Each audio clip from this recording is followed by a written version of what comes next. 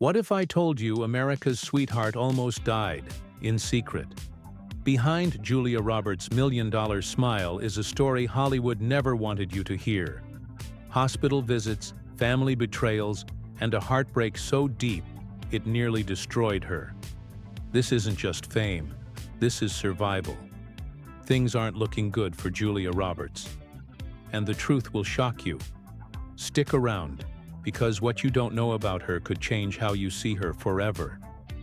Her story begins not on a red carpet, but in Smyrna, Georgia, on October 28, 1967. Long before she faced a camera, her parents were making history of their own.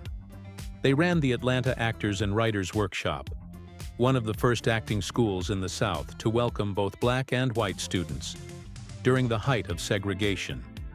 In 1965, they accepted Yolanda King, the daughter of Martin Luther King Jr., into their program. That one decision sparked outrage in their community. Threats came, friends vanished, and support disappeared. But they never backed down. They taught in a converted church, standing tall in the face of hate. Julia, just a toddler, couldn't grasp what was happening, but that fierce moral compass would shape her forever. When Julia was born, her family couldn't afford the hospital bill. $1,286 they didn't have. But then, something remarkable happened. Martin Luther King Jr. and Coretta Scott King paid the entire bill in secret.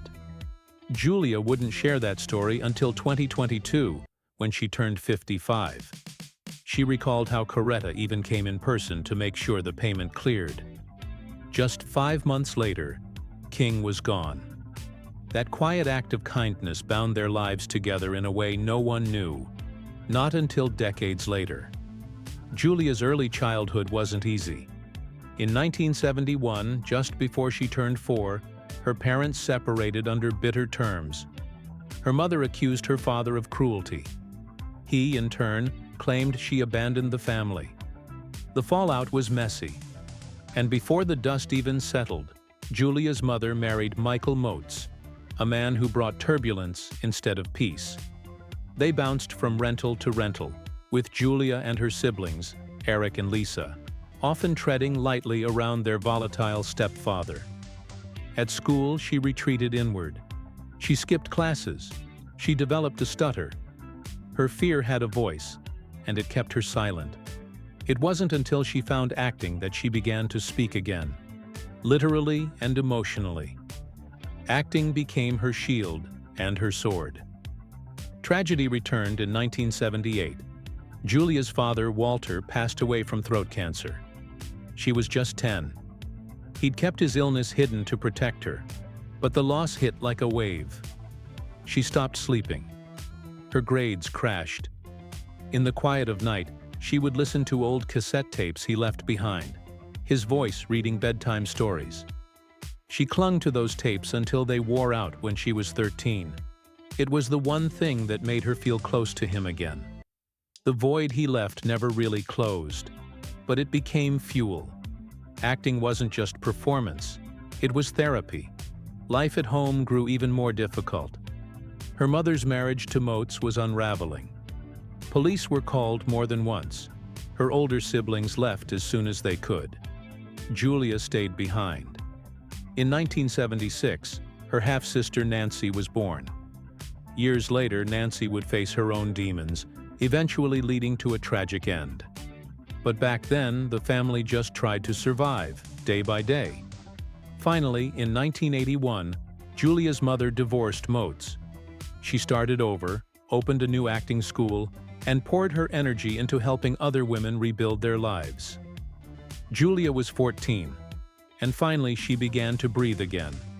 Though her scars ran deep, something was shifting. Julia's mother became her fiercest protector, especially as Julia dared to dream bigger. She loved animals and once thought she'd become a vet. But that dream faded as another took hold. She acted in school plays, played clarinet, and wrote scripts in her science notebooks. After school, she'd spend hours pretending to accept Academy Awards in the mirror, using shampoo bottles as stand-ins for Oscars. Even when the power was out, she'd practice by candlelight. Her dreams were too big to be dimmed. By 1985, she was ready to chase them for real. With $628 in savings, she moved to New York City and shared a freezing apartment with her sister. They slept in coats when the heat failed. Julia couldn't afford subway fare, so she walked miles to auditions, eating discount food and clinging to hope. Over 200 rejections came before she landed her first Clearasil commercial. That $825 check meant more than money. It gave her a union card, her golden ticket. Back in Georgia, those childhood Oscar speeches were more than play. She wrote down 40 of them in a leather-bound journal. She once told her brother, "When I win, I'll thank you third." And when she won her real Oscar in 2001, she did just that. Her early breaks didn't come easy.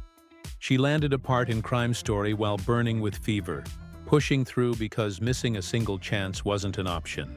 On the set of Firehouse, she was injured in a special effects accident, but worked a 16-hour shift anyway. At one point, she was so broke she sold her grandfather's watch to make rent, then bought it back 3 years later at 8 times the price. In 1988, while filming Satisfaction, she met Liam Neeson. She was 19, he was 35. At first, they clashed. Then, filming delays brought them closer. Within 3 weeks, they were living together. Hollywood frowned on the relationship. She lost a major campaign and was passed over for roles. But Julia didn't care. Liam expanded her world, filled her shelves with books. The breakup didn't break her. It deepened her. That depth exploded on screen in Steel Magnolias, winning her a Golden Globe and an Oscar nomination. But behind that rise was a storm of emotion. To capture Shelby's medical crisis, Julia stayed awake for nearly 2 days straight. For the funeral scene, she starved herself and locked herself away, determined to embody grief. The director pushed her hard, at one point yelling that it was the worst acting he'd ever seen. Julia vanished from set for 6 hours. Yet when the cameras rolled, the tears were real. It wasn't just performance, it was personal. They first crossed paths during a chilly November table read in 1988 for Steel Magnolias. She was just breaking into Hollywood, he was already turning heads. But what happened next felt pulled from a forgotten romance novel. A folded note passed discreetly under the table read, "You have the most beautiful eyes I've ever seen." It wasn't just a line. It was the start of something magnetic. 19 days later, he proposed. No red carpet, no fanfare. Just the two of them in a Russian tea room in Manhattan, and an heirloom emerald ring that once belonged to his grandmother. The moment felt timeless. The kind that's whispered about but rarely seen in this town. They settled in a small West Village apartment, paying $1,800 a month. Nothing flashy, just deeply real. Julia would be seen shopping at the corner market. Dylan walked their 3-legged rescue dog through tree-lined streets. Neighbors described them as unpretentious, sweet, grounded. But while the city around them slept, something was quietly unraveling. When Pretty Woman was close to slipping through her fingers, Dylan didn't hesitate. He picked up the phone, called the director, and pleaded for her to stay on. It worked. But that kind of devotion doesn't always survive the glare of a spotlight. As Julia's fame soared, their private life evaporated. The pressure, the press, the constant watching, it all crept in. Then came the final blow. Just 2 weeks before Pretty Woman premiered, Julia called off their wedding. It was March 1990. A tabloid had offered their doorman $25,000 for a glimpse inside their home. That was it. She realized she couldn't keep both her stardom and her simplicity. One had to go. What most people don't know is that Julia almost didn't play Vivian in Pretty Woman at all. The role bounced from Michelle Pfeiffer, who said no in early '89, to Molly Ringwald, then Meg Ryan, and even Daryl Hannah, who felt it glossed over too much. Jennifer Jason Leigh passed, Valeria Golino, too busy. Karen Allen, uncomfortable with the age gap. Julia was a last-minute audition, April 3rd, and somehow through all the rejections, it was her raw vulnerability that caught Gary Marshall's eye. But even then, there was one last piece missing: Richard Gere. He wasn't interested, until Julia slid him a post-it note during a meeting at his apartment. "Please say yes." That simple moment flipped everything. Suddenly there was chemistry. Electric, undeniable chemistry. That magic would carry the film into box office history. Yet despite becoming a cultural phenomenon, Julia earned just $300,000. After fees and taxes, she cleared a little over $270 a day, less than some crew members. Her hotel cost $75 a night. Meanwhile, Richard Gere made $5 million, plus a lucrative share of the profits. The movie opened on March 23, 1990, and raked in over $11 million in just one weekend, nearly 40 times what Julia earned.